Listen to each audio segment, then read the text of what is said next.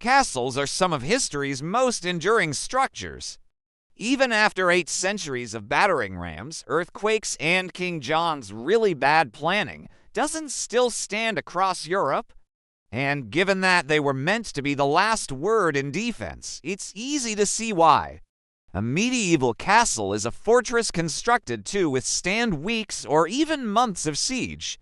That required careful planning, innovative engineering, and above all else, good information. So let's deconstruct a few iconic examples and find out how castles got so darn complicated. The first castles weren't particularly complicated. In fact, they kind of sucked, at least when it came to defending them. Early medieval fortifications, starting around the 9th century, were typically what we today call motte and bailey castles. This style consisted of a wooden tower called a motte placed atop a man-made hill or bailey surrounded by a moat. These structures were simple to build and could be thrown together quickly, which was helpful because during the early Middle Ages, a castle wasn't necessarily a permanent fixture. Instead, armies would set up camp wherever they happened to be and construct a temporary wooden fort to keep everyone safe. While nobles began building more permanent homes for themselves, their fortification game remained rudimentary until the 1066 Norman conquest of England brought new ideas from continental Europe.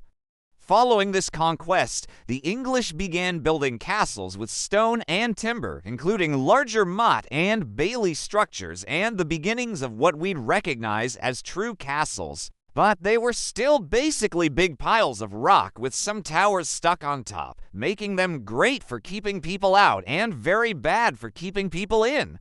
When a siege dragged on for more than a few days, the inhabitants of these castles would run out of food, meaning victory was often a matter of attrition rather than brute force.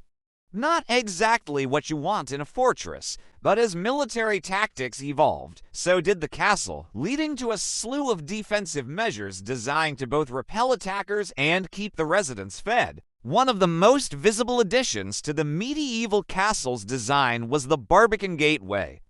This structure extended outward from the top of the main gate, blocking the entrance to the inner ward or courtyard, the central area within the castle walls.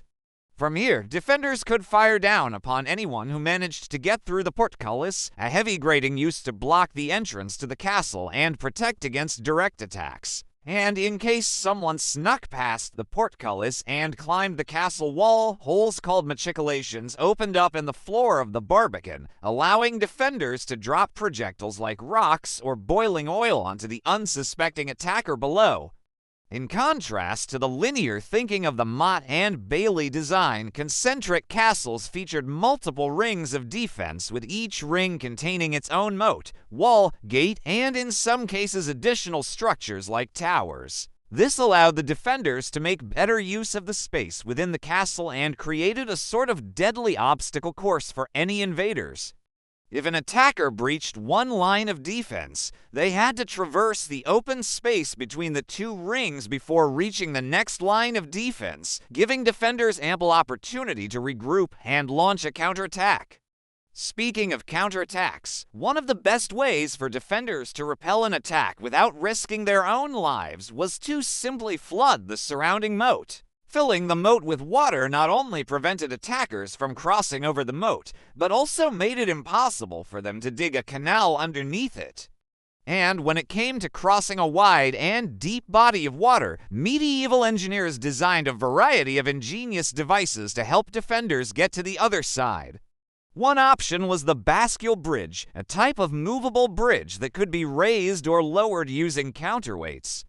This made it possible for the castle's residents to cross the moat without having to worry about an ambush. Another option was the drawbridge, which worked similarly to the bascule bridge, except it was hinged at the bottom rather than the top. No matter the method, these bridges served a dual purpose, providing access to the castle while also serving as a defensive structure. While a siege could last for weeks or months, the castle's proximity to farms and villages meant that sometimes fresh food was only a day's march away.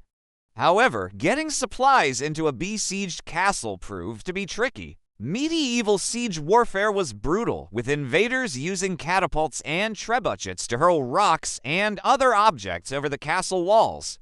And that was bad news for any unlucky enough to be near the wall when it happened. While thick walls helped to mitigate damage from these ballistic attacks, architects needed another way to prevent the steady accumulation of rubble that threatened to bury the castle's residents alive. To solve this problem, medieval engineers invented the murder hole, a small hole in the top of the castle wall that allowed defenders to drop debris outside the wall and reduce the risk of burial under rubble. But perhaps the greatest innovation in medieval castle design was the tower itself. Early medieval towers were typically square or rectangular, which presented a problem. As archery became more popular, the archers on the top floors could easily shoot those on the floors below. Concentric castles solved this problem with uniquely shaped towers. By staggering the towers and creating voids between each level, the defenders on higher levels had less angles from which to fire, reducing the risk of friendly fire. This change not only improved the efficiency of the defenders, but also gave the castle a distinctive look that has come to define medieval architecture. There were a ton of details that went into designing and building a medieval castle. So many details, in fact, that we can't possibly cover them all in a single episode. But to better understand how these structures were designed, we need to talk about the logistics of their construction. Building a castle was a huge undertaking that required skilled labor, massive amounts of materials, and careful planning. Castles weren't just military structures. They also served as homes for the nobility and their families, as well as administrative centers for the surrounding area. In addition to the basics like food and water, castles needed latrines, kitchens, bedrooms, and stables, all of which required careful consideration of plumbing, ventilation, and waste disposal. But where did all the stuff to build the castle come from? Many castles were built near existing settlements to take advantage of local resources and labor, which meant that construction was dependent on local supply chains and industry. For example, the stone used for the castle walls had to be quarried and transported to the construction site. Timber for the roof and other structures had to be cut and hauled in. And the labor needed to do all of this work was drawn from the local population. Castles weren't built overnight. Construction could take years or even decades to complete and required a large, coordinated effort. Architects and engineers had to plan ahead for the logistics of construction, such as where materials would be stored and how workers would access different parts of the castle. Even once completed, castles were expensive and time-consuming to maintain. Weather and erosion took their toll on the structure, requiring regular repairs and renovations. And as technology changed, older structures like wooden gates and portcullises might have needed to be replaced with newer, more sophisticated designs. Managing these costs and repairs was another logistical challenge for the nobility who owned the castles. Castles weren't just military assets, they were also symbols of power and prestige. Their size and complexity reflected the wealth and influence of the ruler and the kingdom they represented.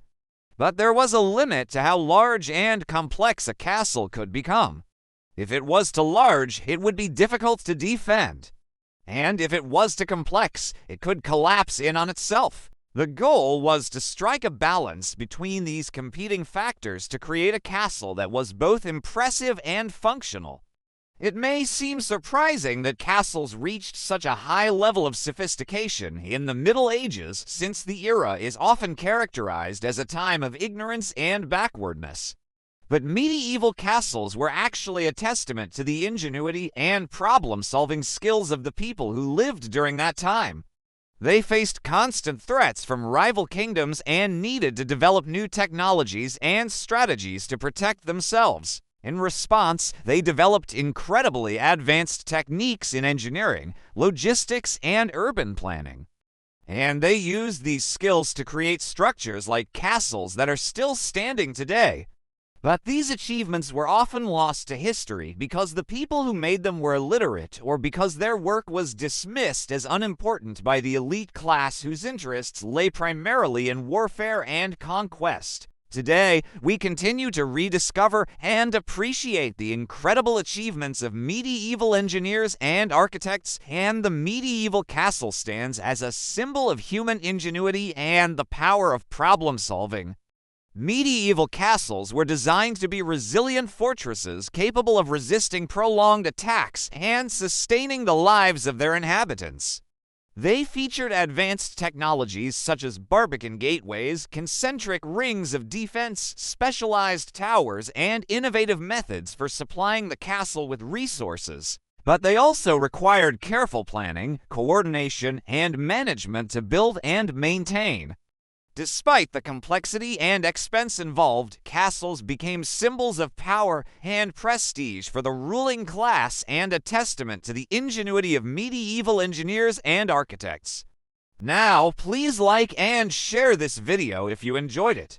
It helps us reach more history lovers like you. Thanks for watching.